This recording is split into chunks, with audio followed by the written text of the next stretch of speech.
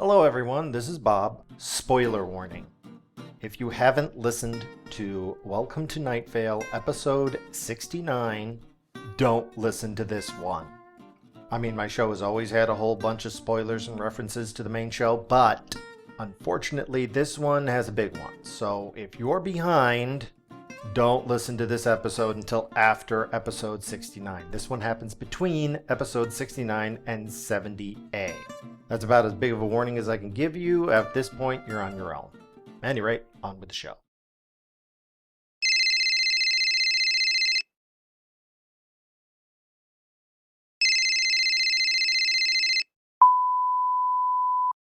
This message is for the man who is definitely sick. Hi, it's Croaker again. I just wanted to call and say our drive together yesterday was magical. I loved every minute of it. I know we didn't talk much and you were busy with all your errands, but I still meant the world to me. And I love your voice. And you were singing along to Sabotage by the Beastie Boys. I know you couldn't hear me in the back, but I sang along as well. In fact, I made that song my new ringtone. By the way, did you know that your trunk has a glow-in-the-dark pull tab that opens the trunk up from the inside? That is a sign of quality. I'm glad to see that you bought a car whose manufacturer is safety conscious. Catch you later. The number you have dialed has been changed.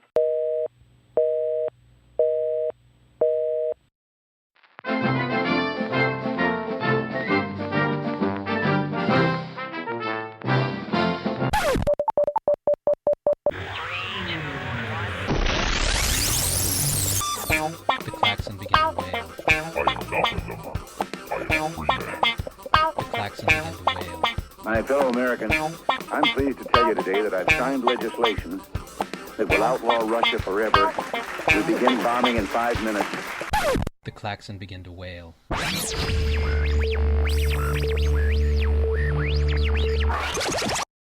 Welcome again to another installment of Good Morning Night Vale Tonight. I am Robert York, your host, normally bringing you through the midnight hour to the early morning, but tonight we are starting much earlier than usual in order to cover a special event. The Night Vale Tourism Board managed to arrange for the Southwest Regional Wine Tasters Association to hold its annual wine tasting event here in Night Vale. Hundreds of tourists have come to town to taste various brands of wines and select which one will go on to the national competition. However, the event conflicts with the annual Night Vale High School play, which cannot be rescheduled because it has to be held at the alignment of Aldebaran. By decree of the school board president, the play is being held at the end of the wine tasting event, so all tourists will be given free tickets to attend. Apparently, the new drama instructor of Night Vale High School, David Cronenberg, has been working with the students under his direction to put on a play dating back to 1895 called The King in Yellow. The actual wine tasting is going on right now, so you might want to head down and check it out. I'm sure a great deal of parents are also getting ready for the play, so that's starting at midnight, as is traditional. You might want to put off a little bit and get a rest and perhaps sharpen your tools if you're going to be just going to the play. I'll be sending 2 of my interns down to watch the play and give us a review as time allows, so we can all look forward to that. However, before we go any further, we have a very important announcement. There's been a change in the organization of our show. From this point forward, I will no longer have a co-host. That's right, I'm going solo. Co-host Severed Monster has been promoted.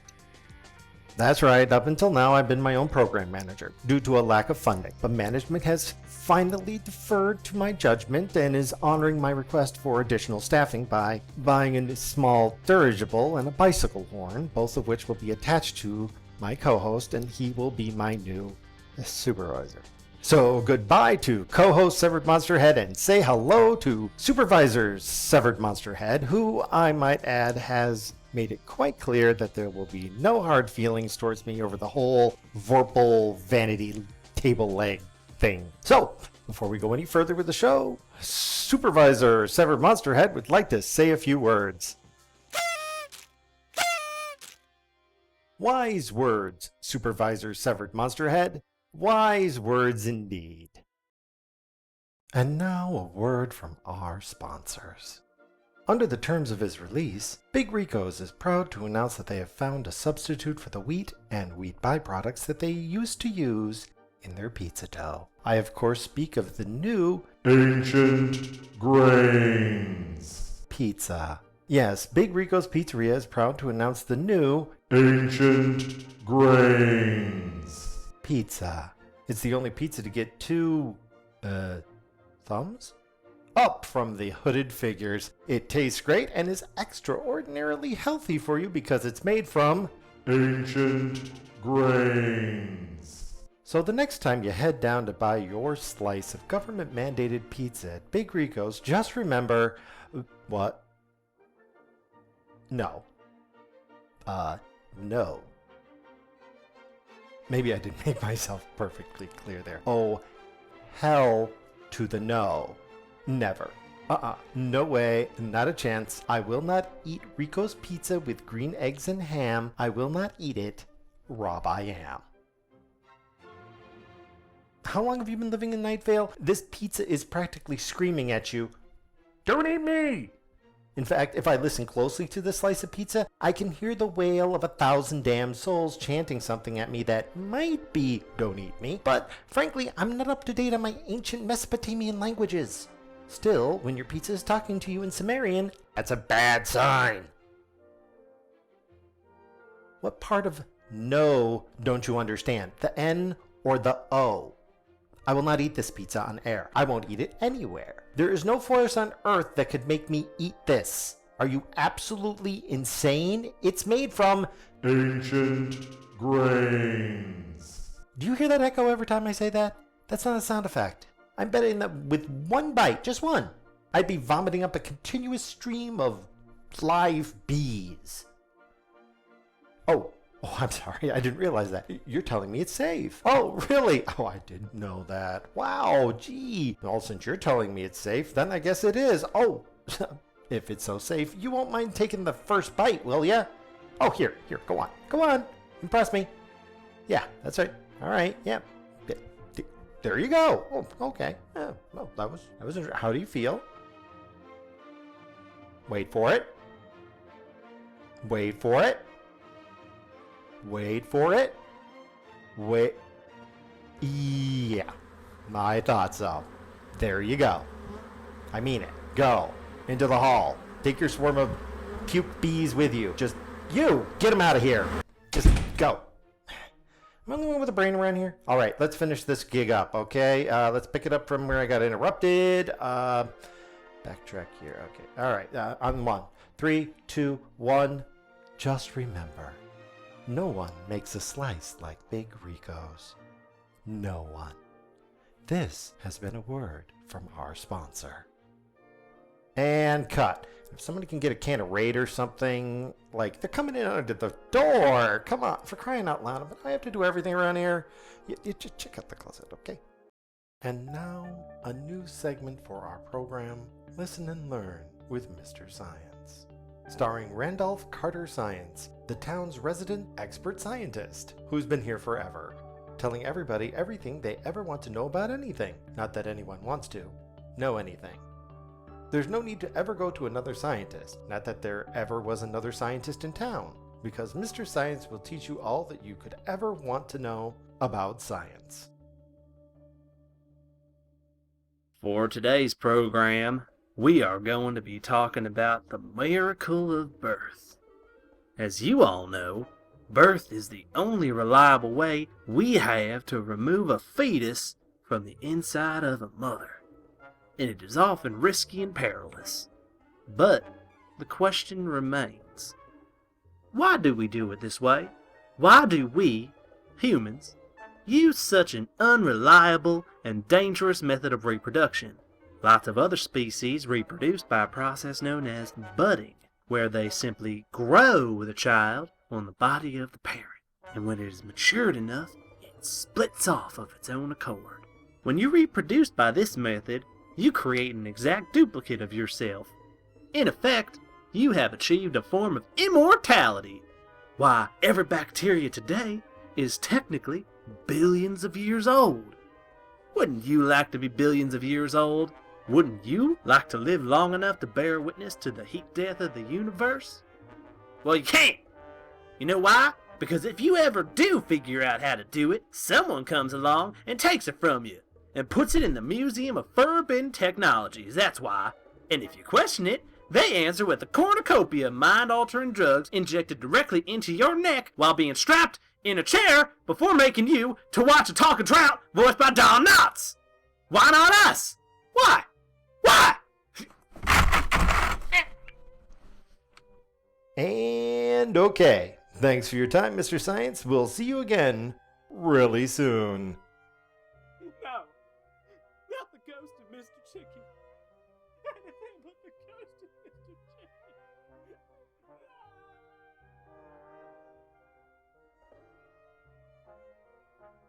And now, letters from the... what the... huh? Oh, you gotta be... You know what? I'm getting sick of this. Hey, you. Yeah. You know who I'm talking to? You. Yeah. You. Yeah. One of our 6 listeners. You. You want to keep doing this to me? Oh, I'm going to teach you a lesson this time. All right, listeners. Everybody else, listen up. There's this federal law called the Freedom of Information Act. All right. After a certain amount of time, documents become declassified and the government has to release the information. Most government officials in Night Vale refer to that document as toilet paper, but they still have to pay it lip service. Well, it turns out such a document came up from the sheriff's secret police, and they have to release the information. I have about 8 pages of vague threats and doublespeak to rattle off to you to stop you from listening. And the reason being is they want to release the information at approximately 3 a.m. when nobody is listening, and only release it once after scaring everybody into turning off their radios, so they meet the, quote, requirements, unquote. Then they could say, we released the info, we announced when it was going to be released, and now, not our problem if you missed it. Yeah, right. The announcement is actually in this hand, okay? It's supposed to be released in exactly 4 seconds after I finish this document. So, I'm holding that announcement in my hand, and the one I'm supposed to read off, in fact, the entire document I'm about to read to you, apparently is written in interpretive dance. Now look, I am a legitimate radio host, okay? This is supposed to be a real show. I am not some government shill, because you sure as glow aren't paying me enough to be one. If you were actually paying me, then you'd get good service. But no, you're trying to get me to do all this crap for free, you cheap bastards. I might be a wage slave, but I expect to be a well-paid wage slave. Well, guess what? I can read interpretive dance. It's the official Night Vale language, after all, and like every other loyal citizen of this fine metropolis, I learned to read and shake my moneymaker in our official language. So, basically, here's the deal, listener. If you want to avoid trouble, turn off your radio for about 15 minutes. Otherwise, hold on to your hats, folks, because things are about to get real. As in, I'm actually going to tell you something serious for a change. And maybe next time, that guy who's listening there and monitoring the radio will think about sending a little payola to a certain radio personality, because if you cut me out of the loop, this is what you get. All right. Turn back the clock, listeners. Only in your mind, not actually turn back the clock. If you did that, it would seriously make planning the rest of your day difficult, especially if everybody turned back an arbitrary amount. But figuratively, turn back the clock to just after the Third American Revolution, or the Second Civil War, depending on which side of the conflict you most identify with, or which set of chronologies you choose to accept as empirical fact. This is before they installed the political machines in Hidden Gorge. In fact, the following events are the reason for the creation, installation, and obfuscation of Hidden Gorge. Back then they had things called elections, but they did not yet have the cameras everywhere that made voting by hand raising possible. So they had something called a ballot box. You put your votes in and they were counted, except the process could be corrupted and the ballots could be changed, and they were. Now, usually this was done for everybody's benefit to make sure the right person got elected, but somebody got hold of the system, things got changed around, and well, I'm afraid history only records the names of the winners. Sheriff Sorrel Brooke won the election, with his 3 main deputies being James Best, Sonny Schroyer, and Rick Hurst. What nobody knew is that they were all under the control of a criminal entity who was known only as the Balladeer. The Balladeer had near omniscient powers of observation. In many respects, he was like the faceless old woman who secretly lives in your home, except that he seemed to exist only as a disembodied voice. He did have the power to stop time and make snarky comments. We were fortunate when time was frozen, he had no power to actually change anything, but he could often stop somebody just before some horrible fate. Then he would mock them at great length, drawing strength and power from their suffering as they anticipated events to come. And so it was that the Balladeer engineered the election of his puppet sheriff department. Of course, 4 men cannot cover an entire town as large as Night Vale, so they hired a number of goons who were little more than thugs. They began a reign of terror, torturing Night Vale citizens by putting them in impossible situations so the Balladeer could freeze time and then feast upon their pain. During this time, they took to terrorizing a local manufacturer of ethanol by the name of Denver Pyle. After nearly killing the man and repeatedly arresting him on trumped-up charges, he called upon his friends for help. 4 people answered the call: Tom Wopat, John Schneider, Catherine Bach, and a 4th unknown person. They started a resistance movement. At first it involved smuggling much-needed supplies into Night Vale because nothing got shipped into town without the sheriff's department getting a rather large percentage of the business. However, they quickly determined that this simply wasn't going to work. The Balladeer simply knew too much. They needed a solution. All the fancy driving in the world wasn't going to save the day, so the solution they settled upon was rather drastic. One of the group had to completely wipe themselves from existence, yet keep existing. Tricky to pull off, but not impossible. Never again would anyone be able to remember his name or his face or his identity. That man is the man who would one day become the person we all believe is the sheriffs of the secret police. Sort of. We're not sure. So powerful was the process of occlusion that nobody is quite sure about anything about the sheriff to this day. That man, we assume it's a man. Not to be sexist, but let's just assume he's male for the sake of argument.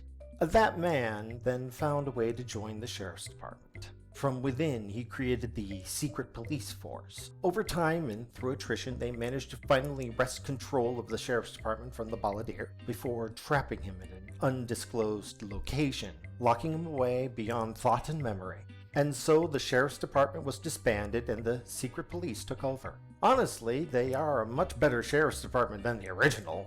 So, that an election could never be bought again, he worked with Mayor Pamela Winchell to install the political machines of Hidden Gorge, and ever since then we've had the most horrible form of government possible, with the only exception being every other form of government out there. And, well, that's it in a nutshell. I glossed over some parts here: vague prophetic statements, warnings, instructions to never blah blah blah, or we're all doomed, Usual boilerplate. Seriously, it's a really boring document, so I figured I'd just give you the gist of it, save us all some time. I really don't know what they were so concerned about, actually, now that we didn't get over it. So, well, this has been Letters from the Listeners.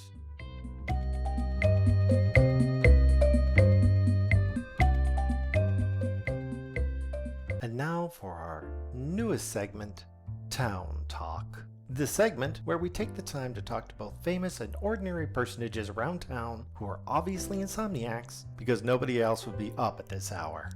For our first segment, we'll be interviewing the little-known man who stares at you silently while you sleep. He's taken time out of his busy schedule to come onto the show and stand in the corner while apparently dripping water on my floor. I like the whole hulking frontman from Danzig thing you got going there. That look doesn't work for most people, but sir, you managed to pull it off. Now, is it Mr. Sleep or can I call you Man Who Stares? Right. Mr. Sleep it is. So, I read in the release from your agent that it says here you interned under the faceless old woman who secretly hides in our homes. I'm sure our listeners are very curious. What's the faceless old woman like to work with? No comment. Right. Understandable. She is a private woman prone to horrific retribution against those who have wronged her, so I noticed that there's quite a puddle forming under you. At first I thought you might be sweating excessively, but I noticed you seem to be giving off an aura of soul-biting cold. So in actuality, it appears that water is simply condensing on you in large quantities, like a cold drink left on the counter.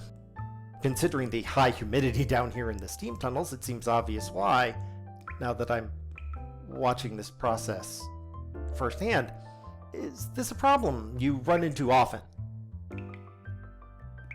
You know, I know you silently watch people while they sleep, but I'm not sleeping right now, so I'm sure it's okay to make some noise now. Maybe actual words. I'll take grunting. Grunting is fine. Perhaps a hand gesture or two. A non-committal shrug. A nod of the head. Perhaps those long ribbons of hair that drape over your face, neck, and shoulders like blackened dying seaweed could twitch a little for me. Once for yes, twice for no. Right. So, Mr. Sleep is, turning away, and now he's walking over. No, that's not an exit. That's the supply closet. There isn't any way out of there, and you're going to lurk in my closet staring at me for the rest of my show, aren't you? Yes, I can see you peering out of the crack. That's fine, sir. You can do that. I'm sure all the toilet paper they store in there will soak up the water nicely. So, I guess that's it for Town Talk. My life is awful, and if I don't keep laughing, I'm going to cry. Phil, either shoot me and put me out of my misery or play the next segment. I don't care which. Surprise me.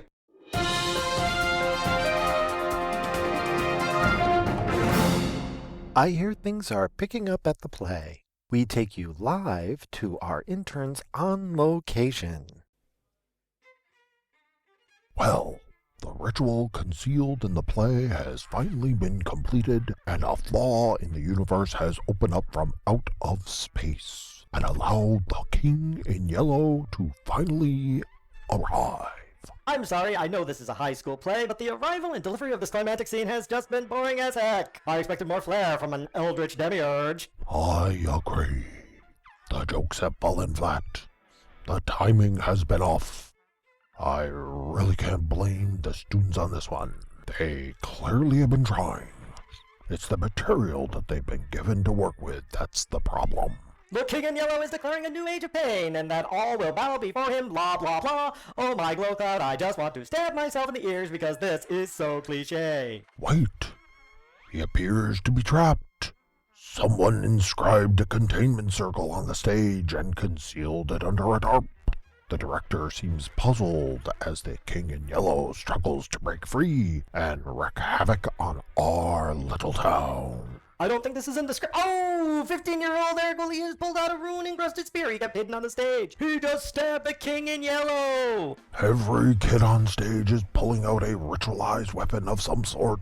Oh, we have a hijacking by the cast. The director is furiously flipping through his flesh-bound tome, trying to figure out what in the abyss is going on. The King in Yellow is wounded but not down. He's opening a portal to the outer darkness and summoning the endless unholy hordes that should not be. A few have come through, but most seem to be holding back. They seem to have noticed the portal opens into Night Vale and clearly remember what happened last time. The King is summoning harder, but the horrors are resisting. What horrors did arrive are trying desperately to get back into the portal. One of them is screaming and stabbing himself to death. Yes, that multi-dimensional monstrosity in the corner is, a vicious verbal blow by ninth grader Allison Kim. That's going to leave a mark. The entire Greek chorus is moving in and performing a flanking operation on the pocket of that which should not be. The unknowable horrors are trying to get out of the theater. They are clawing at the emergency door in the back. The Greek chorus is dragging them back in. The horrors are flailing about ineffectually and chittering for mercy. You almost feel sorry for them, but then you remember that showing pity is punishable by being shackled to the tree of woe. So instead you force a smile and rejoice loudly in hopes that nobody notices your moment of weakness. Eric Woolley has stripped down to a loincloth. Where did he get that wild sand dung? Is he stabbing it? He is tearing it open and letting the ichor spray all over his chest. Why yes, he's carving the runes of challenge directly into his flesh. Why, I believe he is enacting the ancient Enochian ritual of single combat against the King in Yellow. His parents must be so proud. The crowd is eating this up. The crowd is going wild. The crowd is beating their chests and hooting. The crowd is sharpening sticks. The crowd is discovering fire. Not everyone. It seems most of our visiting friends from out of town aren't really getting into the swing of things. I believe the phrase you are looking for is frozen in fear. You know, what's the point of being a tourist if you aren't willing to experience a little of the local culture? I just hope they all read the back of their tickets. If they fail to live up to their obligations. Please. Who'd buy a ticket without completely reading the fine print on the back? Someone who wanted a fate worse than death. So true. Oh, the King in Yellow has failed to disrupt the ritual of single combat. He is bound to fight young. Oh, Eric is wasting no time. He just cut the King's hamstring. The King is staggering. Eric tossed a handful of dust in the King's face. I believe that would be silver and cold iron filings mixed with the bone shavings from the skeletal remains of a saint. Oh yeah, aisle 3 at the Ralph's, which is also a sponsor of this play. When you need to protect yourself from that which should not be, visit the pharmacy at your local Ralph's. This fight is getting ugly. The King is screaming and clawing at what passes for eyes. I thought the King in Yellow couldn't feel pain. Eric Woolley is clearly in a teaching mood. Oh my glow cloud. How did he even do that? Oh, that was non-Euclidean, that's for sure. Was that legal? If this was a league match, no. The King is staggering. He's back on his feet and regrown a few of his eyes. He's animating the shadows with the audience's own nightmares. He's standing. He's standing there staring at the animated nightmare shadows he just created. He's vomiting. Yes, it seems viewing the horrors of Night Vale citizens all at once like this has caused him to lose his lunch. Eric is not wasting this hope. Oh, the King is down! The King is down! Parts of him at least! Other parts are up in the scaffolding. A great deal of fluid is all over the backdrop. In a stunning upset, Eric Woolley pulled out an amber shiv he kept concealed in his own flesh and finished off the King in Yellow. This has been an exciting turn of events. I'm not sure if it will be enough, however.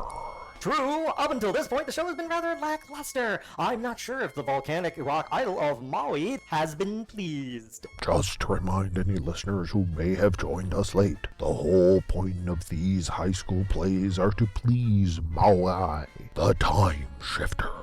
I'm not sure if director Cronenberg understands his obligations or the penalties for failure. Considering he only seemed interested in sacrificing the audience to his Dark Lord, I don't think this play's going to make the cut this year. And he didn't even do a good... Ooh, wait, look! The stone idol is waking up! The stone idol's eyes have turned purple! I can feel the emotional grittiness from here. Night Vale! David Cronenberg has been declared the Sin Eater! I repeat, David Cronenberg has been declared the Sin Eater! He's going to have to move fast if he's going to survive. The audience does not have much time to sacrifice him on the idol before the curse takes effect. And nobody wants a repeat of 2003. Oh yes, I remember. I'm still getting skin grafts. If they fail, we will envy the dead, fellow intern. We will all envy the dead. He's going for the emergency exit! Everybody knows no one can escape the auditorium until intermission or the alignment ends. The audience is moving in! David is climbing up the scaffolding, trying to find refuge in the lighting equipment. I can see his sweat from here. Rather spry for an old guy. It seems that our out-of-town guests are no longer paralyzed. However, they aren't joining in the hunt, but trying to get out the front door? I don't get it.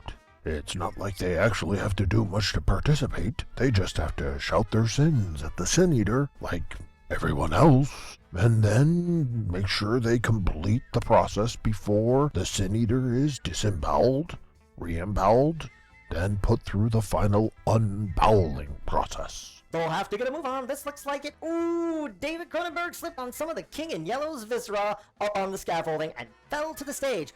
Looking at the angle that his lower extremities are positioned, I would say both his legs are broken. Yup. He's weakly trying to crawl away and begging for mercy. His complicated, painful, yet mercifully short death at the altar of Mawai the Time Shifter is a certainty at this point.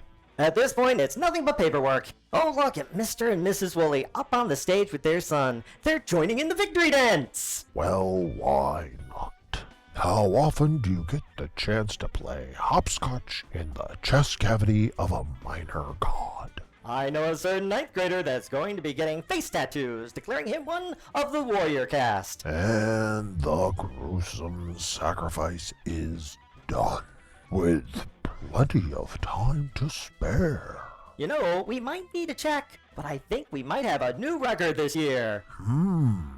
We have filled our obligations, but it does not look like Mawai the Time Shifter is all that happy about the audience members who failed to diverse their sins before the rite ended.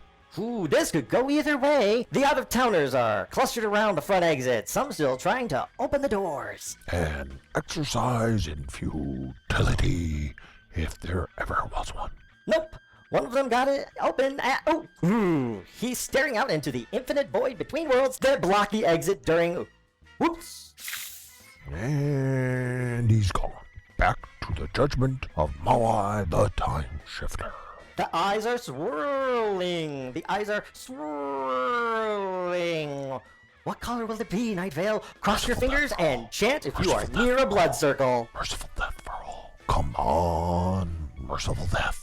I do not believe it. The eyes! I cannot believe our luck, Night Vale. This is truly a high school play to remember.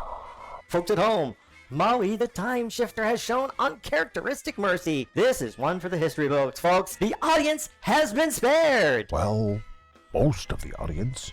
Those who do not divest themselves of sin are to be sacrificed for harvest. A double win! I suspect that this year's crop of imaginary corn will be bountiful and a bright, bright red. Yes, we're all winners this year. Oh, look, the parents are bringing the children down off the stage and having them join in. You know, it's just like one of those old ABC after-school specials. With much more stabbing. And exposed spleens. I like spleens. They do have a certain je ne sais quoi. This is truly a magical moment, very magical, ripe with dark sorcery of the most foul sort, reality rendering madness. The end will come thrice, the voice that should not be shall raise the tool that never was up high. The light shall boil forth from the wounded earth. The voice must choose to fall, or all shall fall. Both his fate and destiny are one. The walls of time will crumble. Hey, Huh? you're prophesizing again. I was? Oh, sorry folks, where were we? At this point, it looks like it's all over but the screaming, which will linger, echoing for the next 9 days until the alignment is over and all are finally consumed with void. I must say, the evening started out slow, but everything turned out okay in the end. Nothing brings the family together quite like a terrible dark secret that haunts you until your dying day. That's all, folks. Back to you, Rob. Rob? Rob? I think he's on his coffee break.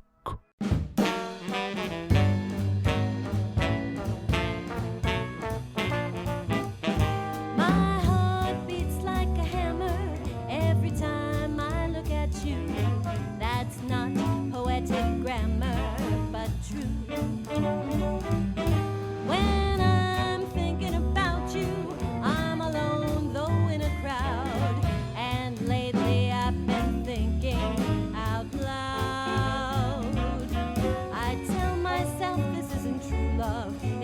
new love that's passing by. Though I try to fool myself, when you are near me then I realize just why my heart beats like a hammer every time I look at you. It's just because I love you like I do. It's just because I love you and I place no one above you. It's just because I love you like I do.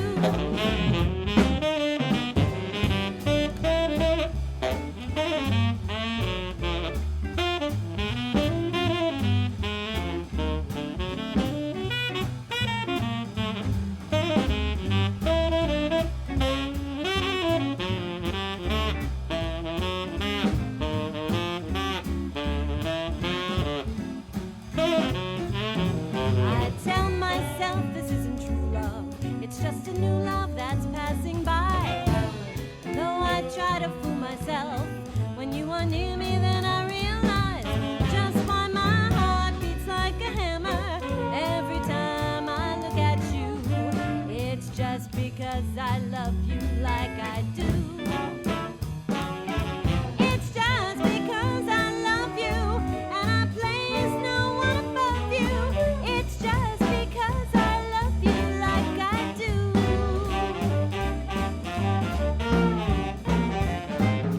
My heart beats like a hammer.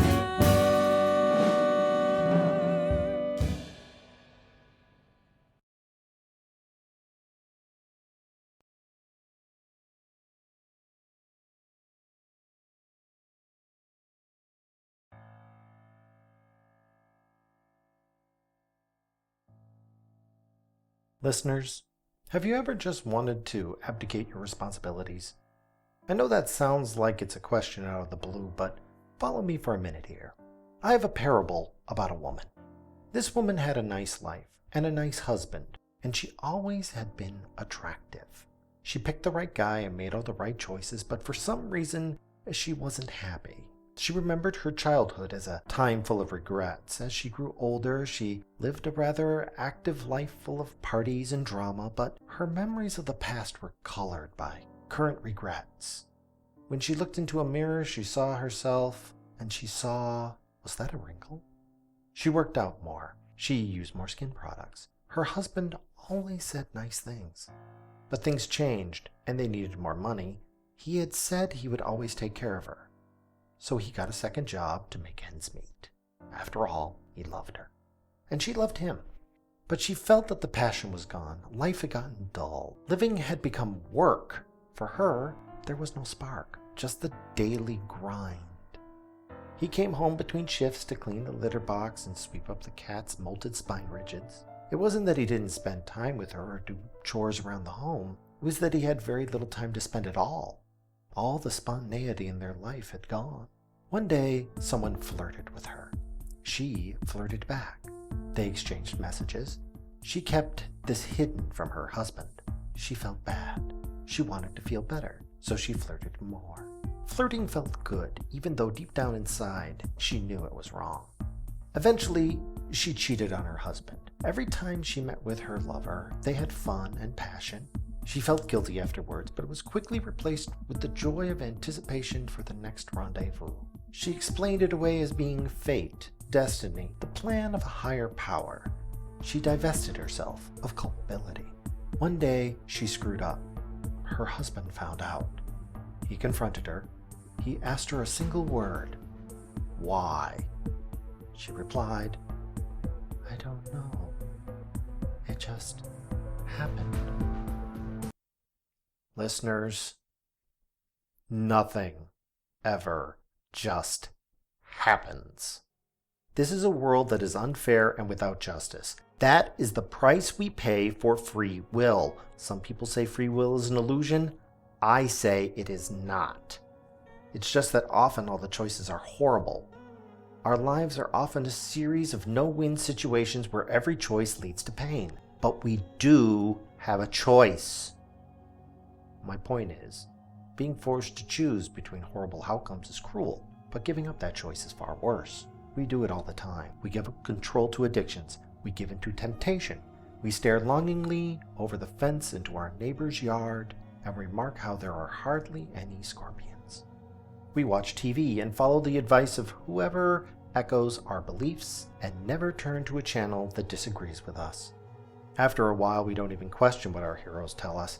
We claim that it's destiny or fate or the will of a god or a stray blast of a mind control device. That last one does happen, but usually it's for your own good, like to keep you from walking out into traffic, or to make you burn every copy of any book that was ever written by FM 2030, or to wipe your mind of nostalgia for future events that have not yet occurred. You know, dangerous stuff. But even that might not be such a good idea. I know. I'm as big a proponent for the orbital mind control lasers as the next guy. But I do see the need for people to stop giving up control over their lives just because living is hard. Which brings me around to Cecil. I just learned on my coffee break that he was quitting. While my first reaction was to literally jump for joy, I accidentally jumped into a ceiling squid and had to break free before they pulled me up into the crawl space where the last sounds anyone would hear from me would be the soft, moist crack of my bones being ground to bits within keratin beaks. When you're moments from death, it really helps to put things in perspective. So I'd like to address this next part to Cecil. Cecil, I personally don't like you, professionally. I begrudgingly admit that you are a far better radio personality than I could ever hope to be. Yes, you've done much for Night Vale, but that doesn't make you any better than the rest of us. I think you've become spoiled. I think you've become addicted to the worst possible substance, love. Love is a heck of a drug. It can make us strong and can lead us to destruction. I think the problem isn't love itself. It's what we love that's the problem. It's what we think the object of our affection represents. It blinds us. It is wonderful. It takes over and makes us think that we no longer have a choice. Now, I listened to your announcement on my coffee break, and I heard you ask 3 questions that went unanswered. Allow me to take a shot. Your first question was, is Night Vale worth it? Night Vale, like anything, has a price. Everything has a price. Be it in money, health, sanity, time, space, or even H&S green stamps. There will always be rewards as well. We all have to perform our own accounting of the pluses and minuses and decide if we want a given thing in our lives. So my answer to the question, is Night Vale worth it, is maybe. Your second question was, is Night Vale good? It is a nexus of terror and strife. It is the perfect maelstrom of nightmares and remorse. A convergence of pure evil and blind ambition ruled by a tangle of conflicted parties trapped in a quagmire of alliances that seek to fulfill their own unknowable goals, the result of which is that every one of us exists in a state of constant peril. My answer to the question, is Night Vale good, is no. Finally, you asked, is it a good town? Please consider the events of the high school play this night. Horrific, dangerous, deadly. Almost every tourist in town was killed, and the few survivors have given us rather unfavorable Yelp reviews. Some of us gave up and surrendered to the wills of others. David Cronenberg, his desire to free his lord and master, is a perfect example. Some of us didn't. Eric Woolley is the counter example. He organized the cast, and they struck back. Our children, the ones who survive, laugh in the face of nightmares. Our town is horrible, but is life any less horrible? Life here is harsh, but we are stronger for it. We are a fierce people. We are a strong people. We are a people who don't know the meaning of the word quit. Or most words for that matter, mostly because we burned all the dictionaries. And that's because knowledge frightens us. Fear makes us stronger. It makes us faster. It sharpens our minds and brings clarity. We are a focused and determined people because of our hardships and fear. If it takes a village to raise a child, then a town is defined by the people it creates. Knowing the people who live here, the answer to the question, is it a good town, could never be anything else but yes. And with that thought, I leave you, dear listener. Good luck, Cecil. I hope you find what you're looking for. And as always, let's try and have a good morning, Night Vale.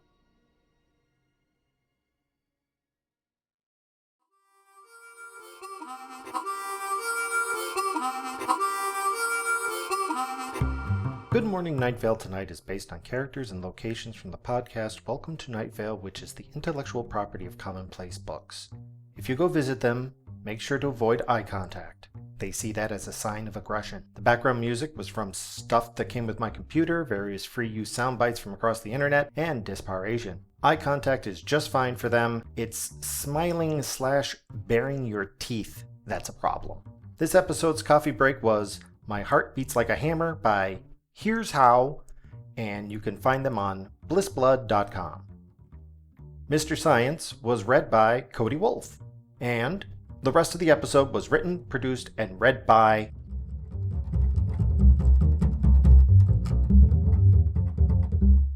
Bob.